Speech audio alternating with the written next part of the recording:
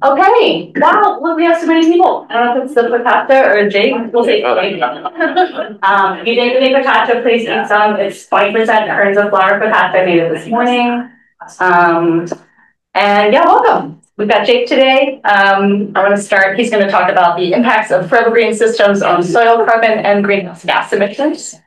I want to start by acknowledging our lovely funders, the Environment and Natural Resources Trust Fund, the Minnesota Department of Agriculture, Clean Water, Land and Legacy Amendment, the McKnight Foundation, and Builders Initiative, among other generous, wonderful donors.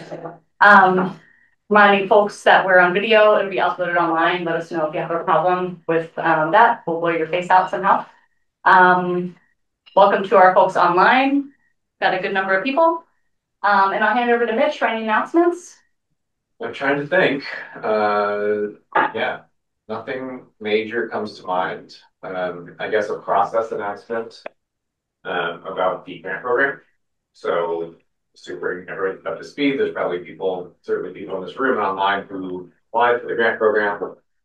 We're coming up on the external panels. So the external reviewers, I guess if you are a PI, you know this, but they've completed their reviews. The panels are coming out the week after Thanksgiving. We had internal conversation in the executive committee, or the executive committee yesterday, to provide our strategic thoughts. Which of these proposals are most strategic to advance our mission? And that's particularly important and unique for us because these are public dollars, clean water dollars, natural resource dollars, not pure science dollars. And so we've evolved our model to reflect that, in that we ought to be funding the projects that are most strategic to advance the mission and give us clean water, give us natural resource protection, or what have you, that also need to be very high quality technically. But that's a little different than the lens that your average, academic review panel would put on also. So that was all laid out in the RFP, just letting everyone know that that has occurred. And so we'll have the external panels the week after Thanksgiving, and then there's kind of a final decision-making group made up of a few department heads who'll come together right before the holidays and make a final recommendation. We'll probably won't announce anything until early January, just given that the holidays will hit quickly there. It's possible that we'll be organized to get the announcements out before the holidays, but any other announcements that people would like to share? You want to mention the RSVP funding?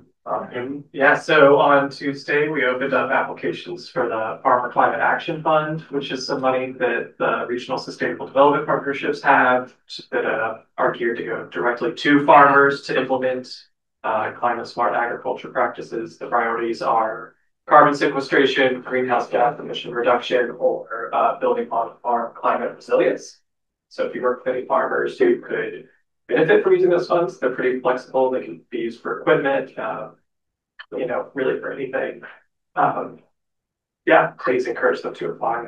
I mean, for those of you who I don't know, I'm Chris Britton, and I'd be happy if you're waiting on to ask for find me after this. That's funny. Great. Thanks, Chris. I have a question. December 4th, I'm hosting Christine's sponsor for Michigan State University in person soil health. I'm currently putting together her schedule. Jessica emailed you directly. Yes, is the answer. And I would actually even, I'll email back. Perfect. Okay. So she's doing a seminar on December 4th, and also she has 9 for one-on-one meetings. So if you're interested in meetings, please email me and I can go and For folks online, in case you didn't hear that, Emily DeLorean is hosting Christine Sprunger. If you would like to meet her on December 4th, let me hear her email. Does she have big enough slots, like, for if we wanted to invite her to a lab meeting or something like that? Yeah, her slots are about 30 minutes, but we can do a whole hour too. But she's mostly available. Awesome. Yeah. Let's thank Claire for the bacon. Very good. And then speaking of that, sorry, just one more point of process, since sometimes people drop off at the end. Next week, we don't have one of these because it's Thanksgiving week. And then the week after that will be our last talk of the semester. And we're hoping to have an even more exciting spread of food to eat. So you should come again in person. can also talk about the health benefits of eating Kernza. So just really come together. Exactly. Okay, take it away, Jake. All right. Well, hey everybody. Thanks all for being here. I'm Jake Kundert. I'm a PhD candidate in the Soil, Water, and Climate Department, and work with Josh Gamble and Jess Guknecht and also Jake Youngers. And I've been working on this project for the last 4.5 years. So this is a project originally funded in the 2019 cycle called Quantifying Field Scale Variability to Improve Yield and Carbon Accounting. And this has been kind of my dissertation work that I've been plugging away at for the last number of years. And what I'm going to be focusing on today is really highlighting a couple of the key findings from my first and second chapter in my dissertation. But I thought I'd just kind of speak more broadly about what this project has been focused on at the outset. So the objectives are the first objective is looking at field scale yield variability. So these are field scale studies looking at field scale variability in yield and also economic returns of forever green cropping systems. Then we looked at those cropping systems from a perspective of soil health through time, how the way that we grow these different kinds of plants in our fields affects soil. And then we used eddy covariance to quantify carbon, water, and energy exchange, and also quantifying carbon balances, carbon budgets in those systems. And then finally, and more recently, is work to look at harvest maturity of Kernza using drones and remote sensing, see if we can understand spatial and temporal variability and when Kernza is kind of optimal for harvest. But within the talk I'm going to focus on today, I'm really going to look at primarily these first two objectives. So thinking about yield and thinking about soil health. And I want to just kind of frame what I'm going to be talking about today in terms of the relationship between soil and plants. So we know that plants are affected by soil. The soil conditions that they grow in means plants are healthier, more productive, if they're in kind of more optimal soil conditions. And then we know that the plants we grow or the cropping systems, the way we manage fields, then in turn affects soil. So I'm really going to kind of hone in on this sort of feedback loop between soil and plants. So the first part is going to be talking about how the cropping systems affect soil. And then the second part is going to be talking about how then the soil is affecting crop productivity. But all of this is going to be focused on the same study design. So I thought I'd kind of get that out of the way in the beginning. So we're down in Rosemount, Minnesota. We have these two fields. You'll see the one in yellow is our annual field, and then the one in red is the perennial field. They're maybe half a mile away as the crow flies. And so the annual rotation is about 30 acres. The perennial rotation is about 40 acres. And then in each field, we have these 32 locations where we're collecting data. So every year we go out to those locations and we're collecting soil data as well as crop productivity, kind of yield harvest data. And to give you an idea of the rotations we've been implementing, so we have the annual field. This goes back to 2020. We have sort of a diversified annual cropping rotation that includes the common commodities like corn, soy, and wheat, but then also highlights some of the winter annuals like camelina and barley. And I had this camelina crop grayed out because we planted a camelina crop in late 2022, but it was really, really dry that year, I think, as many of you will remember. And we had pretty poor stand establishment and ended up just terminating that crop and getting our soybean crop in a little bit earlier. And then in the perennial field, we have alfalfa that got transitioned to Kernza in 2022. And just to note some tillage activity. So the annual field had, oh yeah, thank you. So sorghum sudan grass is shortened to SSX. Thanks, Peter. So we, in the annual rotation, we had two tillage events, so fairly low intensity tillage for a kind of a 5-year period in the annual system. So after camelina, before soy, and then before wheat. So those are kind of 2021, 2022. And then the only tillage event in the perennial field was in the transition from alfalfa to Kernza. And so then each year we go out and we sample both soil and biomass. So every spring, usually late April, early May, we go out and we take soil cores at each of those 32 locations in each field that I showed before. And so we're getting these deep soil cores.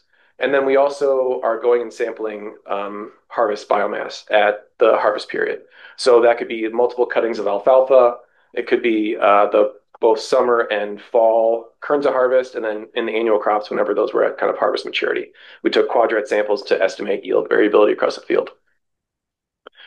And just a note on the weather, I think those of us who have been living in Minnesota for the past few years know that the weather has been quite odd relative to what it would be considered normal for the climate perspective. So I want to just highlight what that has looked like for our field study. So these are deviations from the 30-year normals in both mean daily air temperature on the left and then precipitation on the right. So on the left, you can see that particularly in 2021, we had this quite warm, overall growing season, and then followed by a pretty cold winter. And then this 2023 to 2024 was that like winter that wasn't. And so all those factors, in addition to the precipitation, so we see that the first 3 years were quite dry. The gray bars here are monthly cumulative deviations from normal, and then the black lines are the accumulation throughout the year. So those first 3 years of the study were really dry, 2021 in particular. 2023 was this, ultimately kind of normal from a precipitation perspective, but had this wild swing of wet, maybe late winter, early spring, dry growing season, then a little bit of rain in the fall. And then 2024 was really, really wet. So all of these things, these deviations from kind of normal weather, normal climate, really drive they really affect things like crop productivity and changes in soil. So I just kind of lay that out as a sort of a thing to be thinking about as we move forward. Okay, so part one, we're going to be talking about how plants go on to affect soil within our forever green cropping systems. And this is a manuscript that we actually just submitted about a month ago and is now under review at the Tri-Society's triple essay soil science journal. So we're excited about that moving out into the world. So when we think about the effect of cropping system or plants on soils, it really comes down to, I guess, for the perspective of this, for the purpose of this discussion, thinking about sort of our forever green diversified cropping systems, more continuous living cover cropping systems relative to like a corn, soy, typical conventional upper Midwest cropping system. I think a lot of what is the effect of plants on soil is coming down to these changes in photosynthesis. So we have plants, either winter annuals or perennials, that are just occupying the landscape in these periods where otherwise they would be fallow. And so that increase in photosynthetic activity really is bringing more CO2 out of the atmosphere, bringing it into the biosphere, into the land system through root mass and above ground matter, rise of deposits, and that's really driving these changes in decomposition, storing more carbon in the soil theoretically, seeing reductions in erosion and leaching and so forth. So really it's a lot driven by those changes in the carbon cycle, as well as just living roots holding soil in place for longer periods of time. And a lot of this just drives presumed changes in the soil environment, soil biological environment. So the things we measured, the purpose of the study is really to kind of explore that theory that there's changes in the soil because of changes in the cropping system. And we looked at that in a number of different ways. So we looked at these microbial biomass pools using phospholipid fatty acids. So in addition to the total microbial biomass, we also looked at individual functional group biomarkers. So we looked at bacterial, fungal, and then arbuscular mycorrhizal fungal biomarkers for microbial biomass. We looked at a number of different soil carbon pools, so both more slow cycling, larger pools of carbon, so total organic carbon, and as well as mineral associated organic matter. And we looked at more fast cycling, more dynamic soil carbon pools or properties, like particulate organic matter and mineral associated organic matter. And then we also looked at extracellular enzymes, which are released by soil microbes to degrade more complex compounds in the soil into more kind of easily consumable compounds for both plants and microbes. So we looked at enzymes that degrade nitrogen, carbon, and phosphorus. And then we looked at these over two depths, 0 to 15 and 15 to 30. So really we took these deep cores, but for the purpose of this discussion or this part, really focusing on these top increments. So this is 0 to 15, this is 15 to 30. And I just wanted to show these two cores that you can see there's quite a bit of variability in the soils we have in these fields. We have these cores that's a fairly a rare core, I would say, but we have some soils that are down to 60 centimeters of just black soil. That's within the same. Yes. Field? Yeah. Okay. Did you see variation like within the same field of like your annual and versus your perennial? Or is it was it one versus the other that had more variation? There's quite a bit of variation in both. Yeah, and we'll see that later. Yeah, if I don't bring that up, remind me. And then we have more kind of like brown to kind of more clayey subsoils, and then sandy. You can see this is just sand that's falling apart at the bottom of that depth. And one of the interesting things about this study and what's novel and useful with it is that we went out and we sampled soil every year. So most soil health studies will look at a baseline value relative to every 3 to 10 years and look at a kind of an overall trajectory of the change in soil. Whereas what's really cool and novel about this study is we went out and sampled every year. And so I happened to pull these photos that were all different stands in the life of Kernza. I thought y'all might be interested in that. So you can see dry year one Kernza with sort of some straggly plants that really filled in year two. And then year three was just this last spring in 2025. Yeah. Um, so we have 5 years of soil data. And what I was really interested in looking at was what happens from one year to the next. And to put all those properties at different depths and in different fields on the same scale, I quantified a relative annual change. So it's just like a percent change in that property at that location at that depth. So it's just this year's value minus last year's value. So the absolute change divided by last year's value. So we can say, what's the percent increase or decrease relative to last year in this property? So we had 5 years of data, 4 measurements, 4 relative annual change measurements, and then we plotted them all together here. So this is 0 to 15 on the left, 15 to 30, the subsurface depth on the right. Black is the annual, gray is the perennial, and then obviously all the properties on the y-axis, and then that degree of relative annual change on the x-axis. Jake? Yes. Is this a core by core comparison or field values? This is each individual core was calculated mean annual relative change, so core to core, Okay. and then that was aggregated by the field. Okay. Yes. Yeah. So by core first, and then by field. Yeah. We're looking at the distribution. We're looking at the distribution. Yeah. So the dots are mean and then 95% confidence interval. And so I'll get into some kind of specific findings. I'm not going to go through all this information here. But I want to just point out at first, so this dotted line would be 0. So that's no significant change.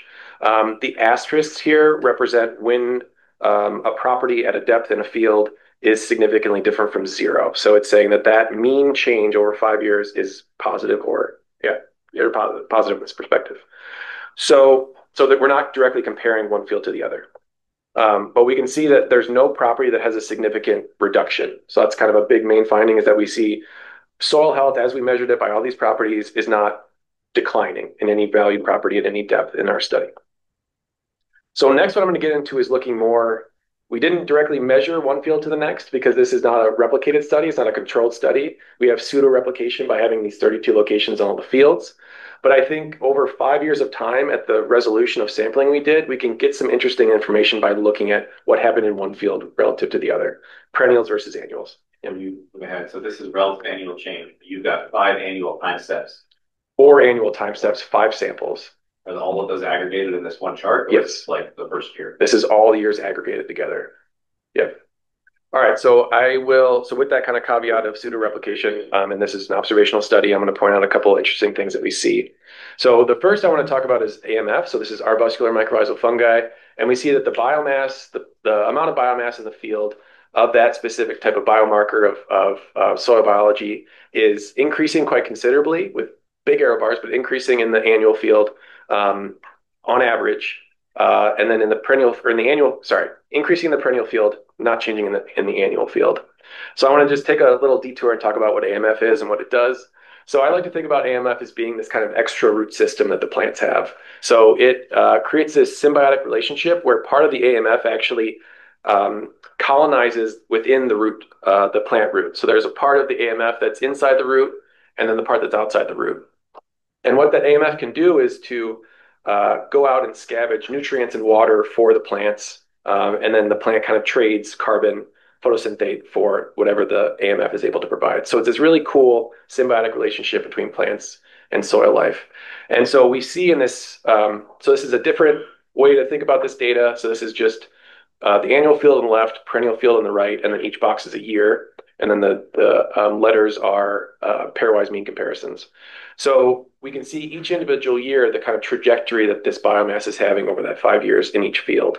So we can see in the annual field, there's this pretty precipitous decline through time.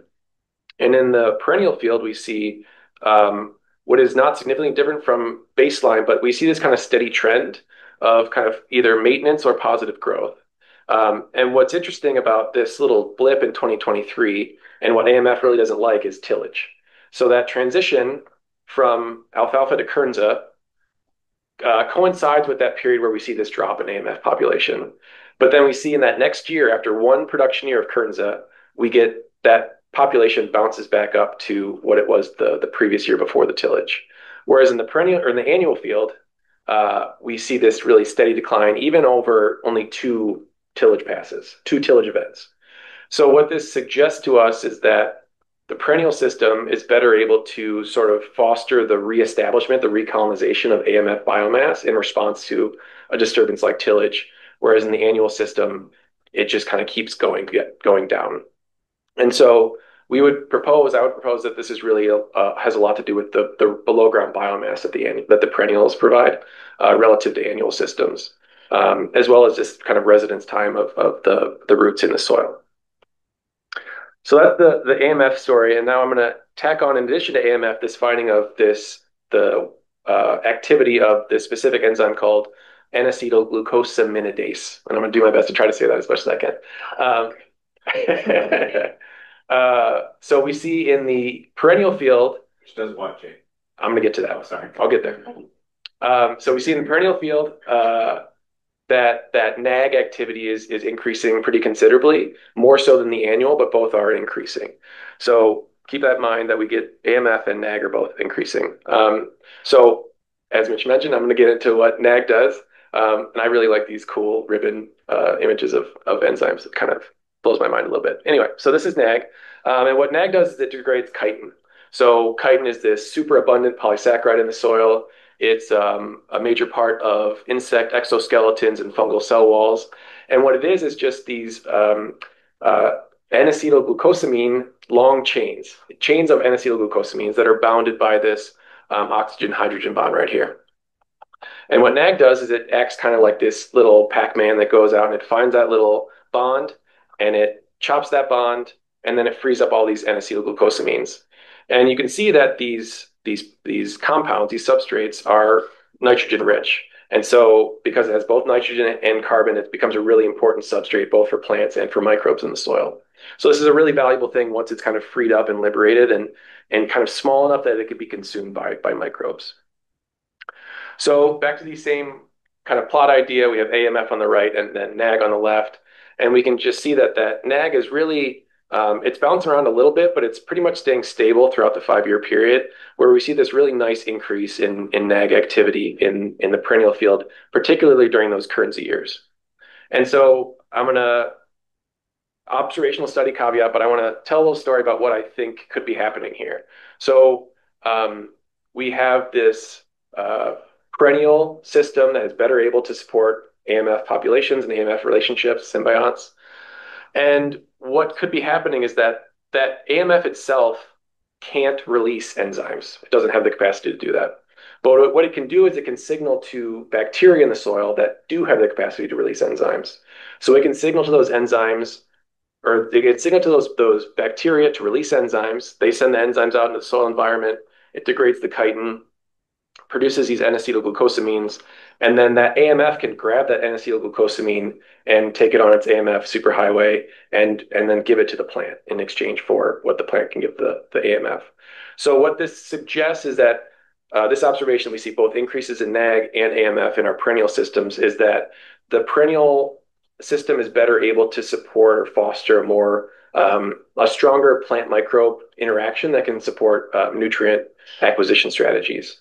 So that's kind of an exciting direction for future research in this type of work, in these type of perennial systems.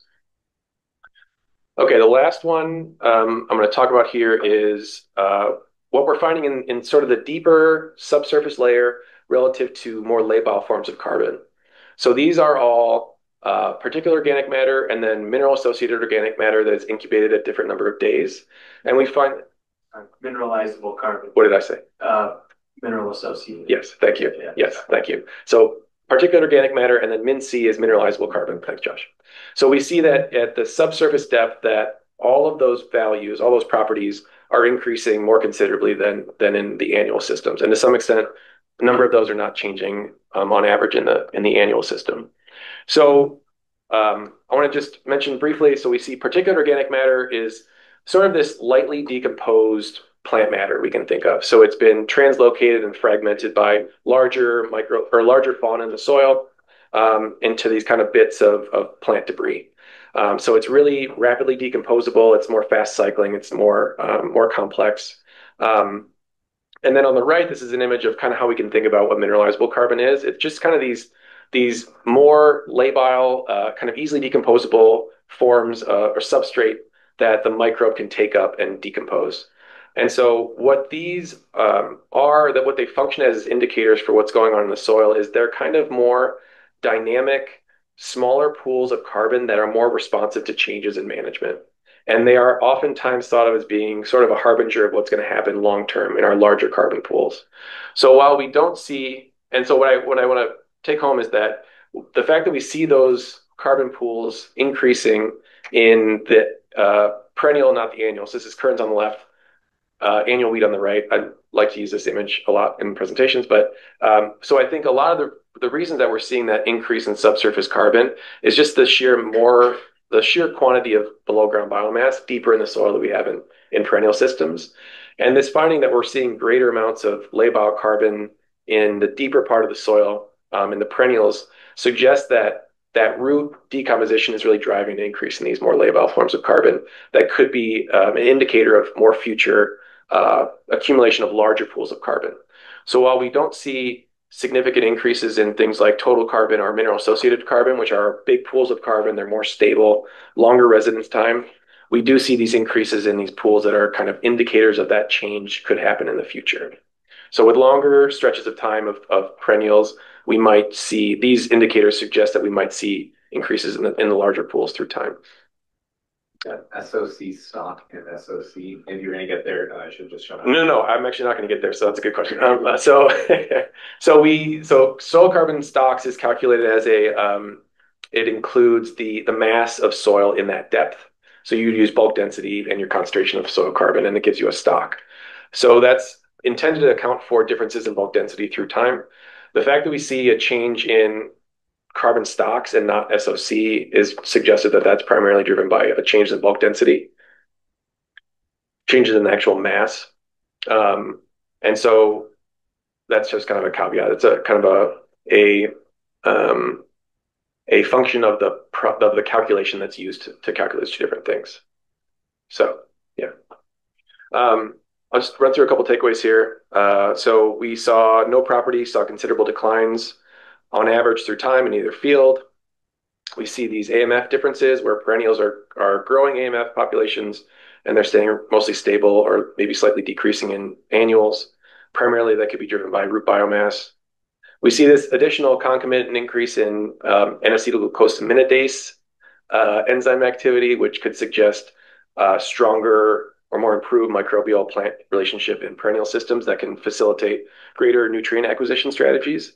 And then we see this increase in subsurface labile carbon pools in the perennials. And now I thought I'd maybe just take a break, and if there's questions or comments on that first chunk, we can talk about that stuff now. And otherwise, we can look at this cool picture of a camelina root. There's one in the chat, and Kate said, I'd love to see that relative annual change for some abiotic data. The temperature or precipitation or growth degree days change in a positive or negative direction each year. Good question. Your temperature, I think you're Yeah. I'd have to take a look at that. I don't really have that in my mind, but it's a good question. Did you have GDD? Did you do growing degree? I did for when we took course, but not for the whole year. Okay. Yeah, because I was thinking, one thing. I was squinting at your climate figure, but I don't know if that gets us there either. You did, well, maybe not explicitly, but you probably won't get into this analysis today, but the temperature and precip effects. Yeah. So maybe that's something we can follow up again on. Yeah. I think I showed that to her before. Yeah. Going back, I've got a couple. You can go back a slide or two. Yep. This one? Sure. Yep. Actually, go back to the one with the, I guess it was AMF. Or the boxes. Yeah. Like this one. Yeah. So the annual system starting point in 2020 is higher than any of the perennials. So what was the previous system that it came from?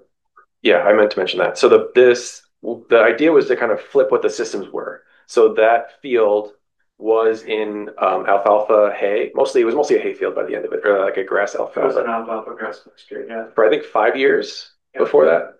And then the perennial field was in our experimental perennial field was in corn soy for I think 3 years before. So we kind of flipped. Yeah. Thanks for bringing up. I meant to mention that. Just a discussion now of looking back after this sort of 6-year increment that we had planned out. Doing a start from scratch, build on the land use history with some account for that. So but that was done intentionally. So it could be that field had more to lose. It had more biomass to lose too. A couple of questions on the other with the gray bars. Your conclusion centered on perennial, the benefits of perennials, but simplistic summary might be when your annual is good, perennial is much better. Like the annual system here is not looking terrible. No. And there's more positive trends than negative trends, right? I would say that's true, and that's kind of that's the main conclusion we come to in the paper is that particularly if you look at, I for the purposes of just discussion, I think it's more interesting to look at the differences. But if you look at just the 0 to 15, we see pretty good gains in the annual system in surface soil. It's where the difference really seems to be occurring is particularly within carbon is that deeper soil, which we kind of assume. Yeah, but yes, I think what you said is correct. Good question online from Catherine Chute. Other studies have shown significant soil carbon sequestration for Kernza. Does this work support that conclusion? This work. So what we primarily focused on here was a little bit more of the kind of the soil biology story, kind of what's going on with the microbes and the microbial biomass and the enzymes, and then a little bit more on the carbon. What I can say from other work is that the carbon story that we're getting primarily more from what the tower data is telling us is that the carbon storage potential of Kernza is a little complicated. I think primarily driven by some of the climate factors, some of the weather factors that we had in this experience in this study period. What Josh and I are working on right now is a little bit more. We'll be able to better answer that question, I think, because we're looking at both the soil data all the way down to that meter deep depth, in addition to the eddy covariance data to have a better answer for that. So I would say maybe stay tuned for a more fulfilling answer. Also on that topic and back to SOC stock versus SOC, you said, well, it depends on the method that was used, which makes sense, but isn't the stock calculation that accounts for bulk density a better way to track changes in soil carbon storage? So those asterisks in that row are encouraging that there is a difference. It is. I guess I would argue, so SOC stock, I would say, is a little bit of an odd, as the person who decided to do it this way, it's kind of an odd fit for this because really the value of SOC is when you can combine depths. So when you can say down to a meter deep, our carbon stock is X. If you say a carbon stock at a specific depth, to me, it has a little bit less value. But it's useful in this terms of just saying kind of like, this is what it looks like. Right. And the kind of the soil carbon community is moving more towards stocks. And so it was kind of a feeling like if we didn't have it here, people would say, why didn't you have it here? Can I ask about that some more? So this is driven by changes in bulk density. That's what we think. That's surprising too. Like I don't know, that's not a property that I see moving around a lot one year to the next. We saw so especially in later years, we see bulk density get up to, I think, 1.6. Initial years was like 1.2, 1.3. So we see this increase through time. And I think that's kind of just the driving factor there. Field traffic. They change aggregation. Yeah. One thing that in some other studies we found that well, with or without the biological measurements, but the AMF increase often like, goes with aggregate stability, so. It's a known problem in alfalfa systems actually too, in longer term hay systems with all the wheel traffic. Yeah. You do increase bulk density over time. I feel like I just saw a paper about that. Probably That's what I group in Wisconsin was doing some really great work with Brian Locke. Yeah. Got another online question from Carmen Bernholtz. Any speculation on the comparison of 100% no-till versus perennial on any of these measurements? Speculation. Any speculation is not great. It's our question. Yeah. I mean, for all intents and purposes, this was a pretty low tillage intensity annual implementation, and this is what we find. And even I feel like some studies are showing that like there are benefits of occasional tillage even in annual systems.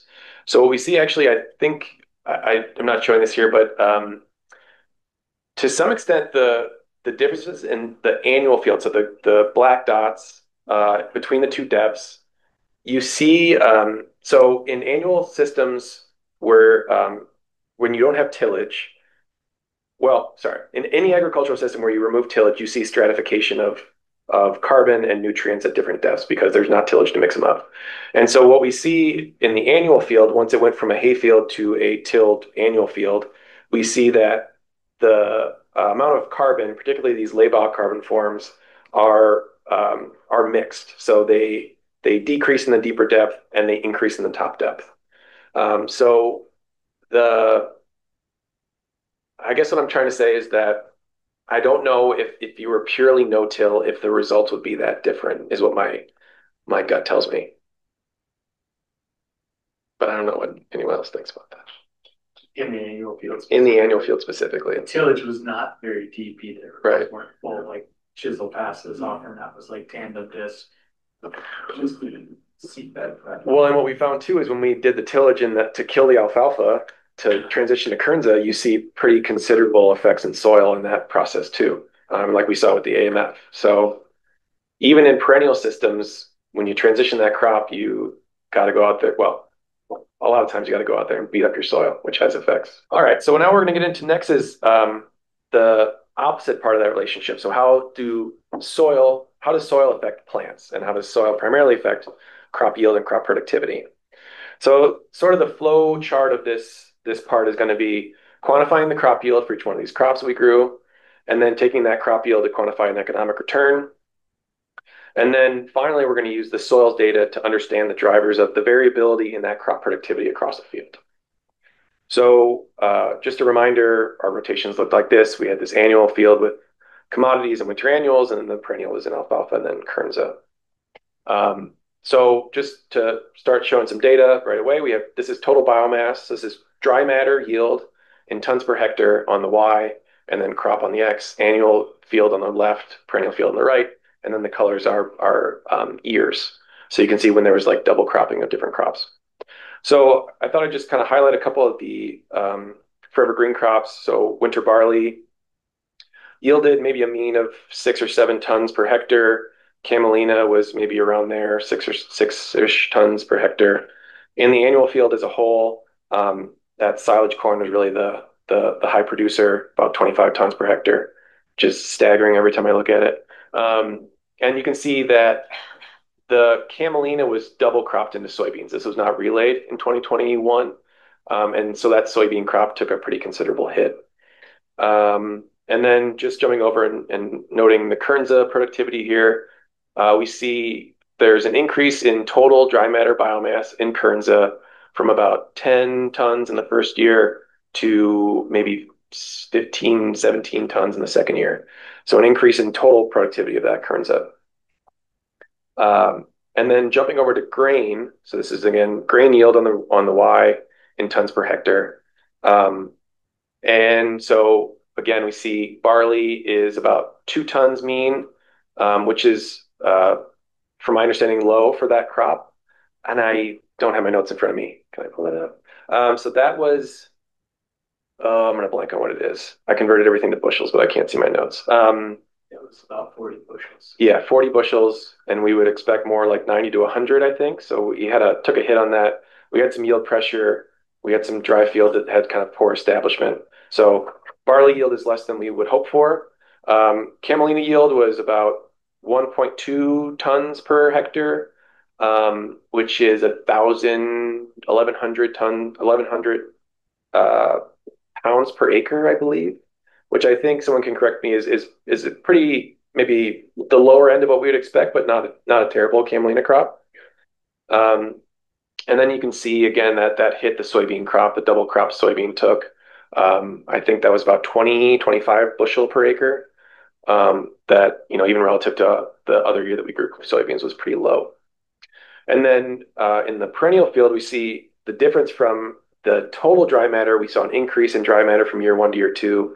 In the grain yield of Kernza, we see a decrease. We had about 1,000 tons per hectare, which is a solid Kernza yield, grain yield, down to about maybe 500 tons per hectare, kilograms per hectare. Thank you.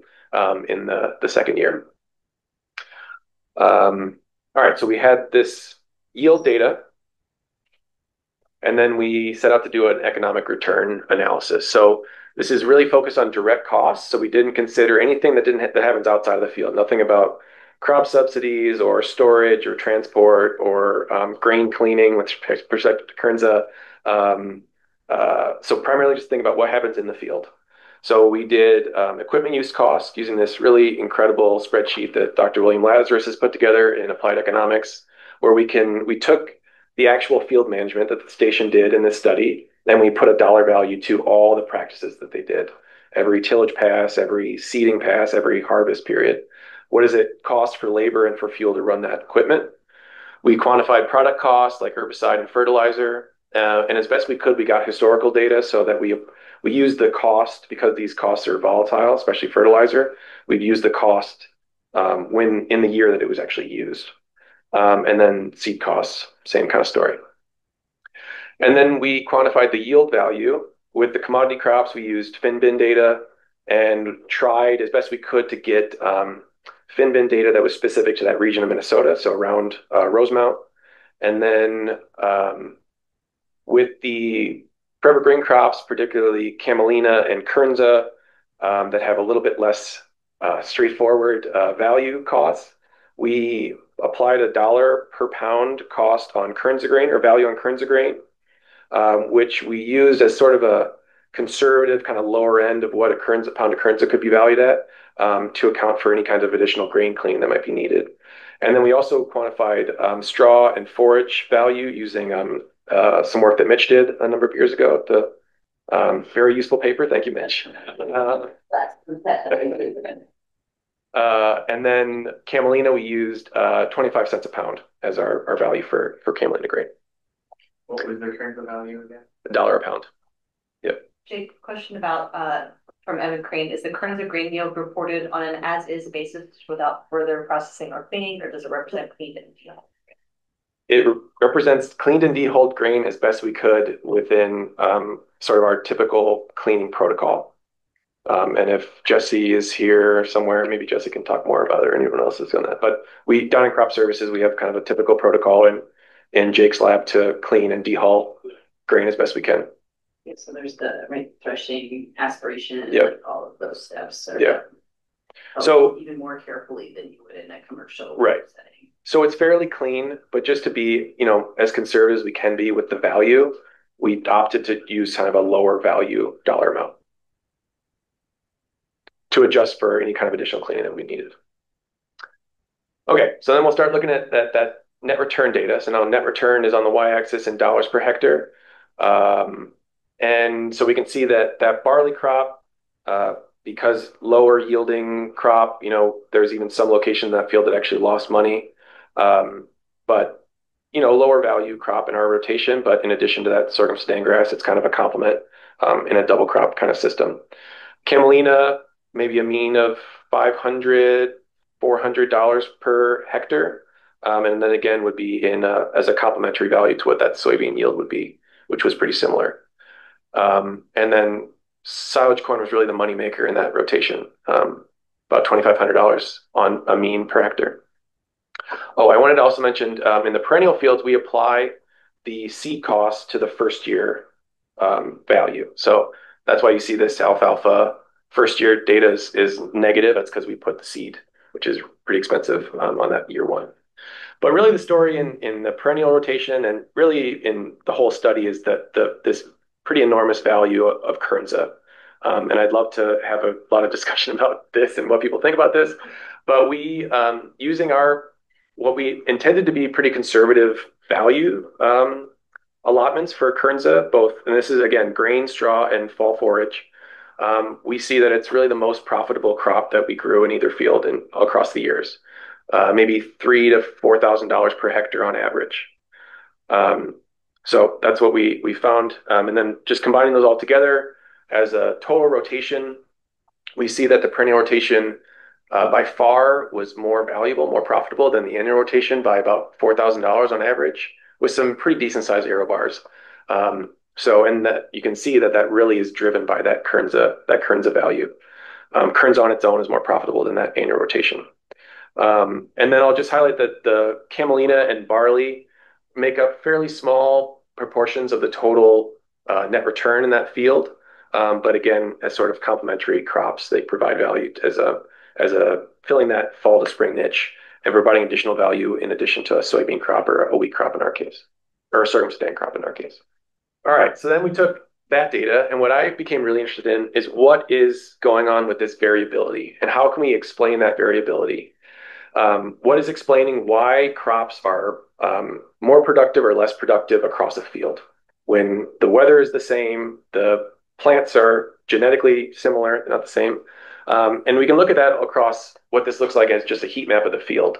So this is the total return, total economic return over that 5 years in either field. So annual on the left, perennial on the right. And you can see that in the annual field, lighter color is more money, more valuable. So we can see this southern part in the annual field was more profitable. And then in the perennial field, we see this northwest point and then this eastern point are just more valuable than these other points in the field. So I became really interested in why that might be. And what I think is one way to kind of frame this thinking is thinking about in terms of sustainable intensification. So if we want to increase our total agricultural output, but we don't want to increase the amount of land we're using for agricultural uses, we can think about how do we increase the amount of production in any given field, the total field level output. And one way we can think about that is we have this, say, typical field that has a range. It's just like a histogram or a density plot. Has a range of a bell curve where you have some high yielding locations in the field, some low yielding locations in the field. And one strategy we could kind of implement is thinking about how do we take those low yielding points in the field and improve their productivity. So we're reducing the total variability of that bell curve. We're bringing up kind of the left tail and increasing the total field level output. We have a higher mean. We have more product being produced in that same amount of agricultural land. So then the question is, what drives yield variability? And what one major factor that's been found in some recent work by Emily Oldfield is that carbon is a main player in yield. So we see this is a global analysis. We see that carbon as carbon increases, yield increases up to about 2% carbon is what they found. So there's this kind of plateauing at that point. But up until that point, you get higher yield with more carbon in your soil. And so we were thinking about our data. So we have these two fields that are experiencing, each field obviously is experiencing the same kind of weather, have the same plants. So we have this field variability and yield variability. And we also have all this soils data. And in particular, we have these deep soil data. So we have soil samples down to a meter deep.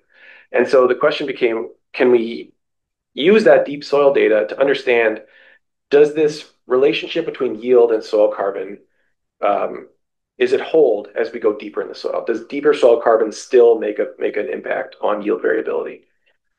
And turns out that it does, that across all these depths, so this is again, this cumulative net return on the Y, and then these are all panels of the different soil depths, and then the soil concentration in grams per kilogram.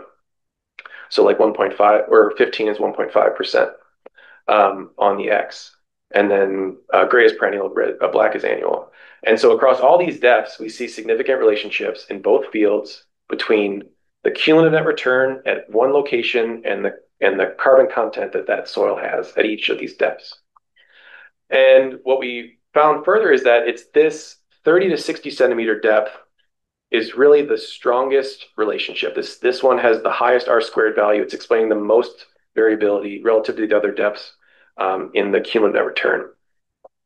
So seeing that most previous studies have primarily looked at surface soil relationship with carbon, and that we are thinking that maybe there's a larger role to play with deeper carbon, we put together a model where we include both depths as well as these other factors like elevation. Elevation is a major driver of subfield yield variability. Low-lying locations and high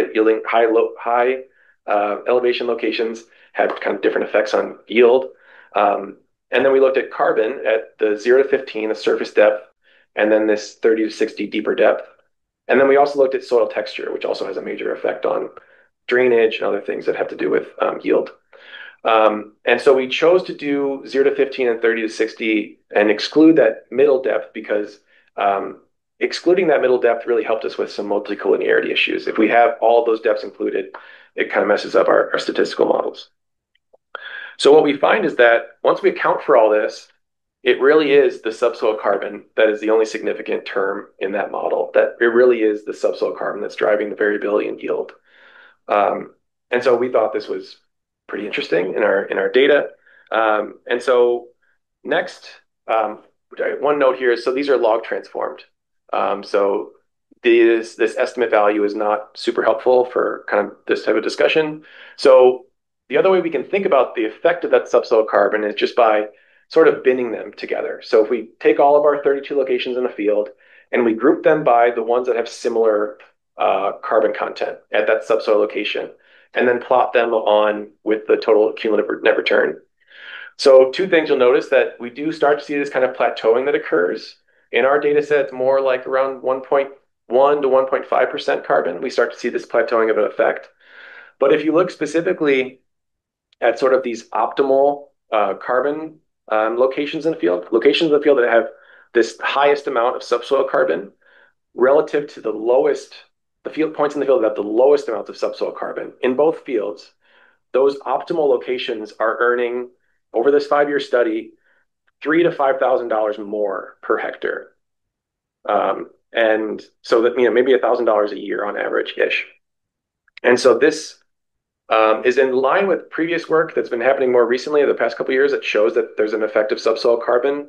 But to our knowledge, this is the first study that's really put a dollar value on what that carbon can do for a productivity perspective. And we can just kind of do the eye test and look at this visually. So again, this is the heat map of that cumulative net return. And then we can do the same type of heat map with subsoil carbon. And you can see that that southern part of the field that had high yield is also the point that has high subsoil carbon. And in the perennial field, it's that northwest location that made more money. And it's the point that had the more subsoil carbon. So it visually kind of plays out with what actually we see in the field. Anna, I'll go ahead.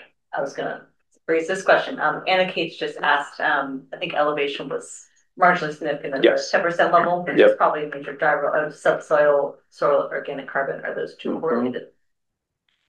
Are they correlated? I'm sure they're correlated. I mean, this field is really has fairly limited topographical variation. I'm trying to remember what the numbers are. It's very minimal, maybe a couple meters of difference across the whole field. So I think maybe one of the reasons that elevation is not more significant in the model is just because we have limited variability in the elevation. I would also add there's an interesting land use history for anybody who's out on the flats at the Rosemont Research Station. Yeah.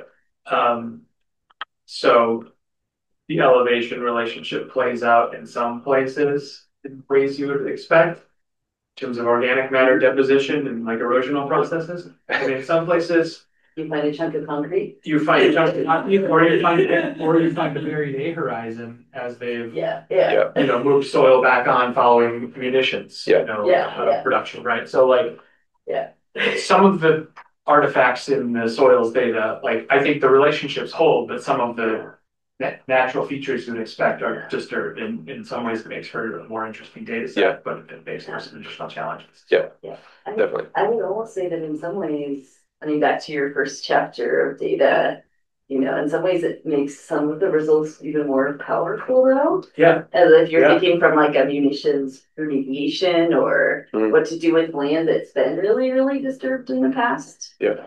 The fact that we're seeing so many gains in a lot of soil health benefits. How's that for a positive spin on it? Really complicated.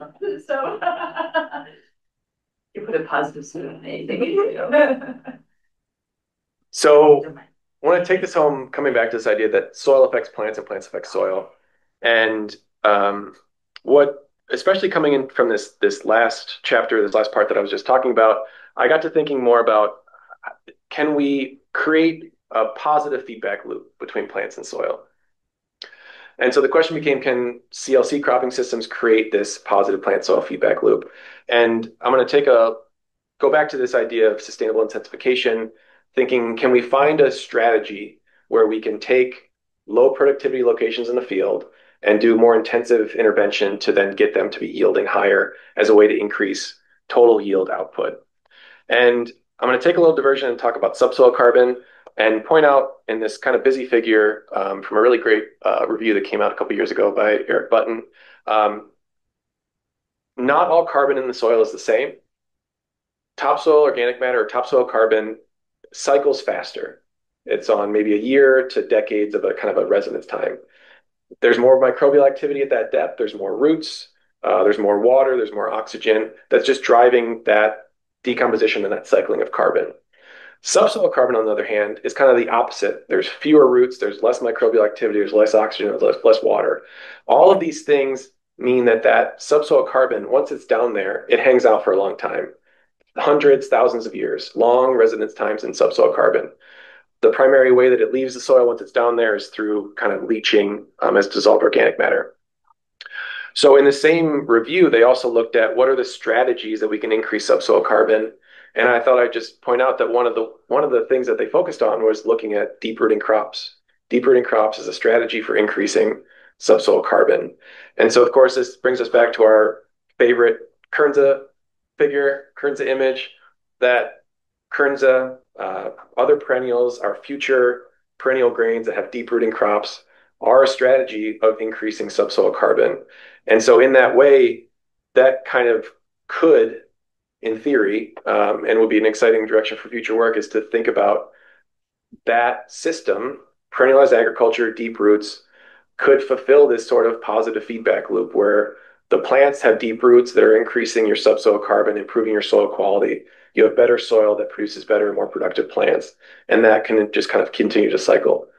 So that would be one way we can think about kind of tying all these soil plant feedbacks together.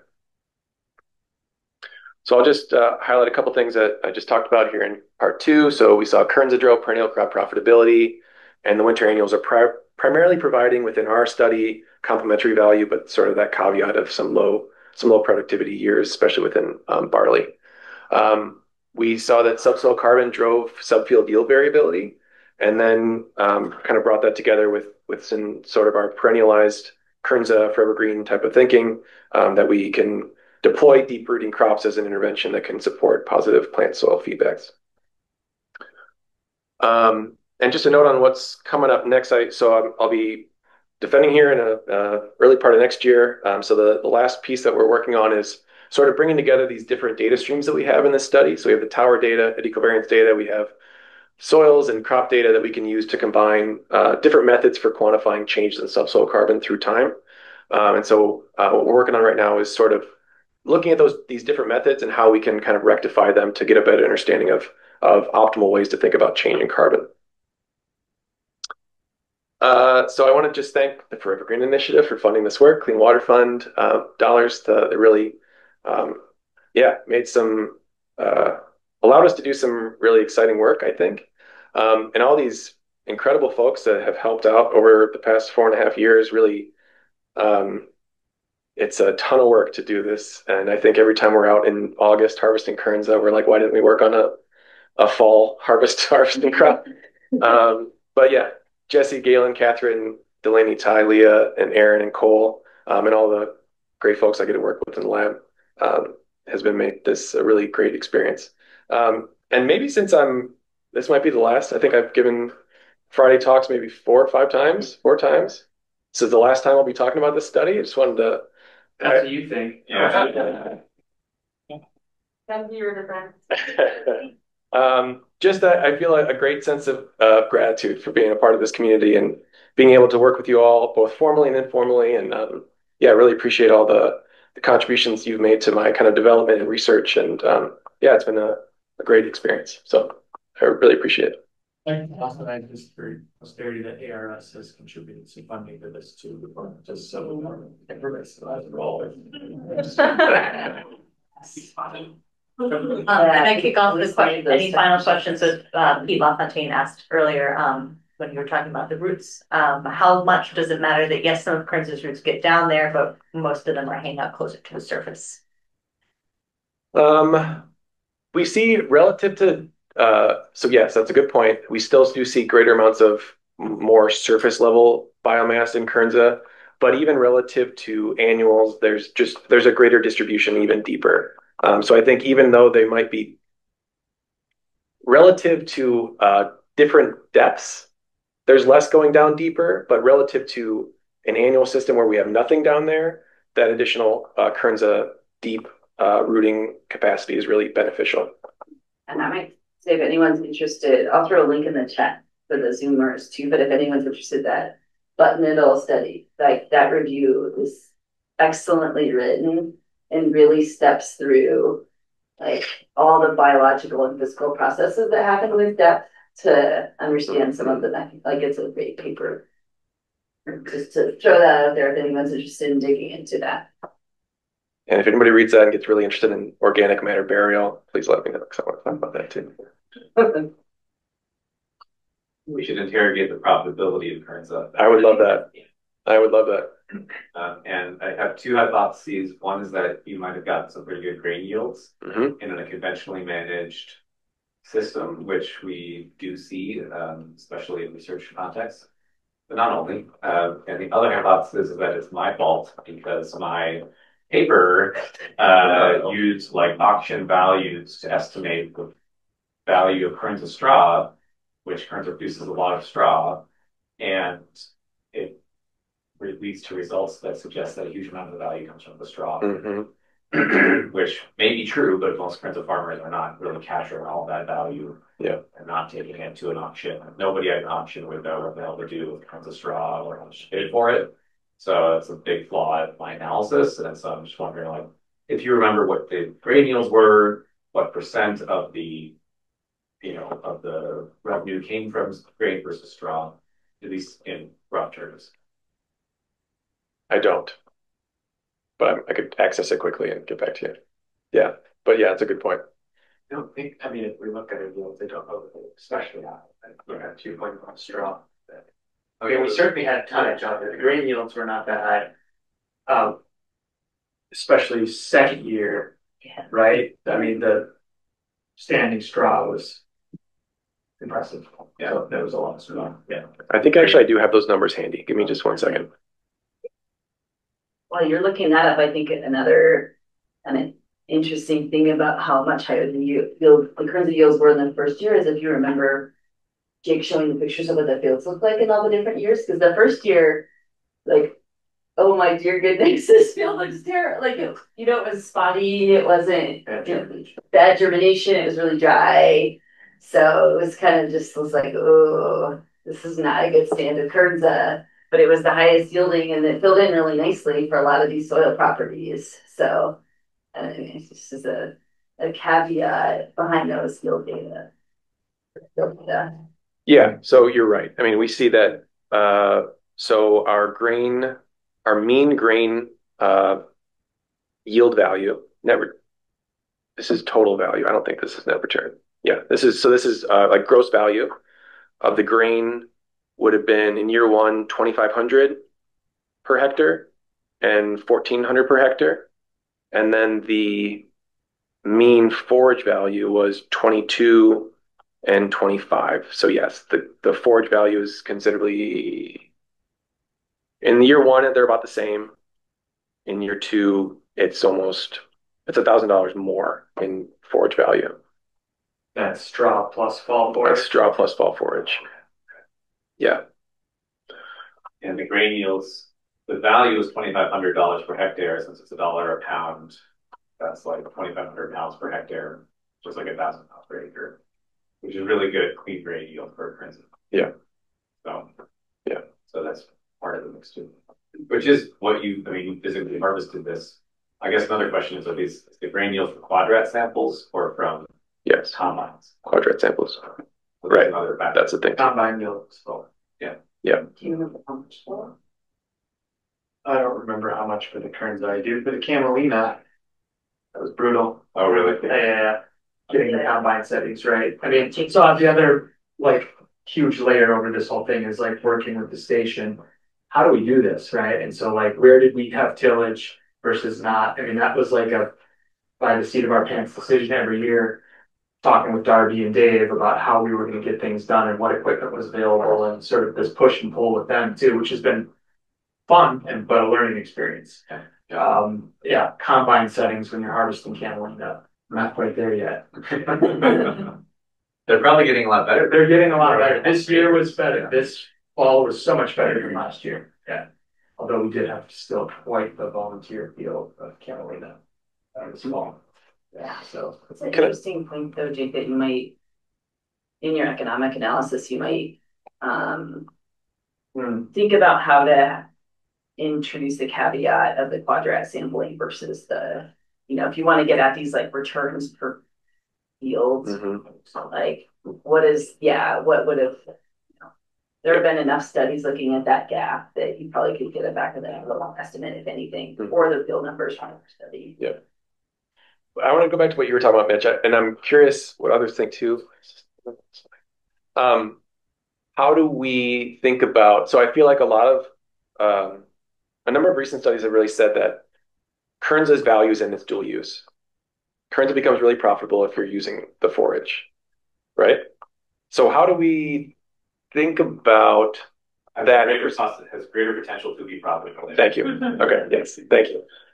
How do we think about that when we're presenting these kinds of findings? Do we present it as a grain-only crop because that's more realistic to what the typical Kernza farmer is doing, or do we include the dual use because that's what shows it's real? What you just said, it's real possible potential. Carmen, are you still on? What do you think? Yes, I'm still on. And I've been listening, and not a lot of what you say definitely does not correlate out here in western Minnesota where we don't have any livestock. So I think if we're going to do the economics, we really have to look at two different systems and really make that distinction. And then the yields, I really think, yes, there's got to be a footnote on the yields if it's quadrat versus the whole field, because that variability is there. And what we've also found here in western Minnesota especially is that third year really diminishes the yield. And then I think another piece, and it's hard to put this in an economic study, obviously, but the unreliability of that first year seeding, which can be a challenge because of the time of year when it's seeded, usually some of the driest time of the year here in western Minnesota.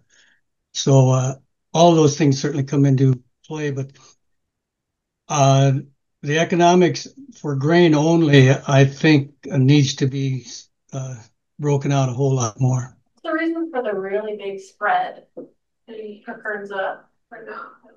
Yeah, I think that, if you look at just what if you look at them on their own, the spread is more narrow, right? So I think what's happening is that it's almost like they're being stretched because the locations that are high yielding in grain are also high yielding in biomass. And so when you apply a dollar value, they just kind of, and the locations in the field that are low yielding, it just kind of like it stretches it out. I think it's just the way that the dollar value conversion to the biomass stretches out the variability of the data. I think that makes a lot of sense. Yes. Yeah. not sure if you guys addressed this already, but Evan asked about if you could comment on the potential gap between quadrant yields, or say quadrat yields, and combine yields for curds and how it might impact the results. Did you already talk about that? So it's really when you go out and you harvest, I mean, there's the issues with taking a combine and going and harvesting kernza and having kernza blowing out the back. Whereas if you just go out and you hand sample the plant and you hand take the grain off the plants, you're losing less grain than you would in a more of a larger scale mechanized system. And also with something like lodging, where we've experienced that in more recent years, we're going up and picking up plants and harvesting that material. This is really a measure of grain potential. What is the grain that's out there? Potential. Yeah. Maybe not what's realistically harvestable by a machine, a combine, but it's what we can go out there and hand harvest that is there. Also, yeah, and even one factor added to that is the fact that because of research plots and we have dryers to dry things down with, we don't have to be as careful with how harvestable and ready it is to harvest. We can harvest it, we can harvest it a tiny bit earlier to get good potential, maybe more than a farmer would be able to. Yeah, there are shattering losses. Yeah, exactly. Although we have been pretty careful because of the other, we didn't talk about it today, but we have the yield exponent study. So we've been pretty precise about when that bulk harvest happens. Yes. Because we're sampling up to that date. But that's another factor. Mm-hmm. Right, we don't have to be as careful with that. We don't have to be as careful with that. Exactly. Yeah. We don't have to be as careful with the timing of the bulk harvest from our projects. Right, and there's one other harvest impact is whether you straight cut the kerns, on a field side scale, or whether you first of all windrow it and then harvest it. So there could be additional loss that way. Yeah, we've been swapping and windrowing each year. Good. Okay. Yeah. And I will say, Carmen, to your other point about livestock use, actually, we have been the fall forage cuts have been more theoretical here because we haven't had the means to do that. But all of the straw has been used at a local dairy. We do have a market for that. In fact, that was one thing I thought of too, is we could probably get some numbers from Darby on that. I think Blake has been using it. In fact, anything that we produce on these two fields that the station doesn't know what to do with, they call the local dairy. He's like, yeah, we'll take it. So, which I think has been great because it's helped us think through this a little bit more too in realistic terms, right? Yeah. Right. But I will say I would like to see more work done on the grazing because we've used a 5-acre field here now last fall, and this we're going to use it again this fall for grazing, and just the whole benefits of the grazing seem to be, I think, much more valuable than we're giving it right now. So you're grazing in the fall and then still harvesting for grain the next year? Yes, definitely. Yeah, I think some research has documented that there hasn't been, gangbusters, like it stops the yield decline sort of result, but it has been kind of in the right direction. Yeah. Some like your research. Some research. Some research that makes Good. We just need more grazers out there, Carmen, who can actually do it. Yeah. That's we got to get those livestock out of the buildings. Yeah. And this is the potential. Yeah, thank you for the present. It's really nice. Congratulations. Thank you. I like this slide, crop return, which is the bottom line for the growers. Mm-hmm. And if you can share what you include in the post. Yeah. And now you calculate the net return will be very useful. Yep. And when it comes to quadrant and the combined comparison, usually when we sample by hand and come to this kind of calculation, it is a common practice to adjust the yield by 10 or 15, 20% to make it realistic that people will not question it. Sure. Because when we take small sample, we take a lot of preparation in terms of threshing, cleaning, and make it a little bit more exaggerated in the real world. So they usually adjust the yield by 10% when they come to economic analysis. Great. translate to the calculation that I just taken like Right. and they put that then to avoid this kind of question. Sure. At least meaning like this kind of question. Yep. Yeah, I think we should consider doing that. I think if we use our actual combine yields, it won't do us any favors. I think we can assume like there's some knowledge and best practice on at some point on combine settings, and then assume slightly higher combine yields than we got in the fields for some of the novel. Yep. So yeah. Yeah. Good. I mean, it is a measure of potential, right? So if we can take steps to have the plant stand up, have the grain hold on, have it be harvestable at the same time, improve combine settings, like all those things show that there's still plenty of room to improve the profitability of this crop. Yeah. Even short of additional yield increases, which is also important. So I want to say, yeah. I want to come back to what you were saying at the very end of like that this could be your last presentation, because I think it's a good reminder of like thank you also and all the students in the room, because like what we wrote on paper to get this funded was definitely looked nothing like what you presented today and the ins and outs of creativity. So thank you for everything you contributed, and I know like all of you students in the room, like so much creativity and input and improving everything that we do. So thank you. thanks, Jake. One more round of applause. Ooh, we've got a meaty comment that just came in. Oh. To push a little further on the yield gap, I wonder if the yield gap exists between the annual crops collaborative estimates and what would be seen on farm. If the gap is narrower for the annuals than what turns up, for the reasons mentioned, this seems like a source of inherent bias that could be addressed to make the total numbers more realistic. Just a comment, no need to answer, but feel free to follow up with me, Jared Crane. Yeah. Cool. Very valid points. Evan Crane, sorry, I always confuse two cranes. Yeah, that's good. Better Thank you. equalize waxing. All right. Thanks, everybody. Thanks, y'all.